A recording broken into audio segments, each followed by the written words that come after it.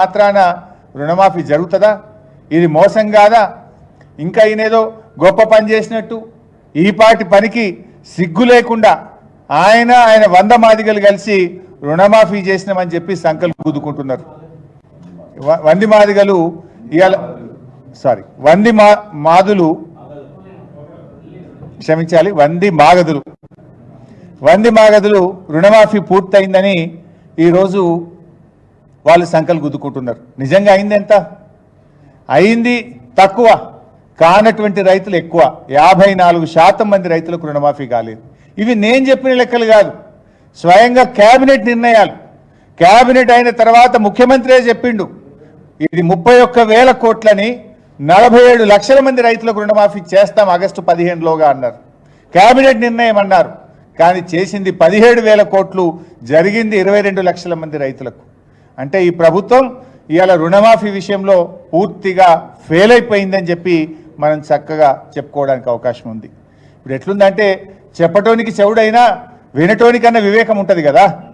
నువ్వు నీ ముఖ్యమంత్రి కుర్చీలో కూర్చున్న నోటికొచ్చిన మాట్లాడతావు, కానీ వినే ప్రజలు నేనేమనుకోవాలి? ఆ పదవికి ఉన్న గౌరవం పోదా? నువ్వు క్యాబినెట్లో చెప్పిందేమో 31,000, 17,000 కోట్లు చేసి రుణమాఫీ చేసిన అంటే ఇది ప్రజలను, రైతులను, ఈ రాష్ట్రాన్ని తప్పుదోవ పట్టించడం తప్ప ఇంకోటి కాదు. అయినా ఇంకో మాట, గతంలో మా ప్రభుత్వం ఉన్నప్పుడు ₹1,00,000 రుణమాఫీ చేస్తే 36 లక్షల మంది రైతులకు రుణమాఫీ జరిగింది. ఆ రోజు 17,000 కోట్లు చేశాం. మరి నువ్వు 2 లక్షలకు రుణమాఫీ చేస్తే సంఖ్య పెరుగుతుందా తగ్గుతుందా? నువ్వు 2 లక్షల రుణమాఫీకి చేస్తే ఇప్పుడు నువ్వు ఎంతమందికి అయిందంటున్నావు? 22 లక్షల మందికి అయిందంటున్నావు. మరి 36 నుంచి 22 అంటే 14 లక్షల మంది తగ్గుతారు ఎక్కడన్నా?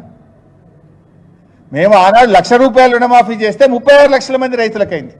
మరి 2 లక్షల రుణమాఫీ చేస్తే 22 లక్షల మందికి ఎట్లయితుంది? అంటే 14 లక్షల మంది రైతులకు నువ్వు కోత పెట్టినావు. వాస్తవానికి 36 కంటే పెరగాలి. 1,00,000కు 2 లక్షలకు తేడా ఉంది కదా. మేము ఆనాడు 1,00,000 చేస్తేనే 36 లక్షలు అయితే, నువ్వు 2 లక్షలు చేస్తే ఈ 47 లక్షలు జరగాలి కదా. కానీ 22 లక్షల మందికే చేసినావంటేనే దీంట్లో అర్థమైపోయింది ఎవరిని మభ్యపెడుతున్నావు, ఇవాళ ఏమనుకుంటున్నారు, ఎవరిని మోసం చేస్తున్నారు అనేది చాలా స్పష్టంగా ఈ రాష్ట్ర రైతులందరికీ కూడా అర్థమవుతా ఉంది. పట్టబగలు నట్టనడి బజార్లో ఇవాళ నిట్ట నిలువున రైతుల్ని ముంచి పరేషాన్ చేస్తున్నావు. నువ్వు నిజంగానే రుణమాఫీ అయిందనుకుంటున్నావా? ఒకవేళ రేవంత్ రెడ్డి గారికి నేను సవాల్ విసురుతున్నా, నిజంగా సంపూర్ణంగా రైతు రుణమాఫీ పూర్తయిందంటే నువ్వే చెప్పు, ప్లేస్ చెప్పు, డేట్ చెప్పు, టైం చెప్పు, ఏ జిల్లాకు పోదాం, ఏ మండలానికి పోదాం, ఏ గ్రామానికి పోదాం, నువ్వు చెప్పు, నేను వస్తా.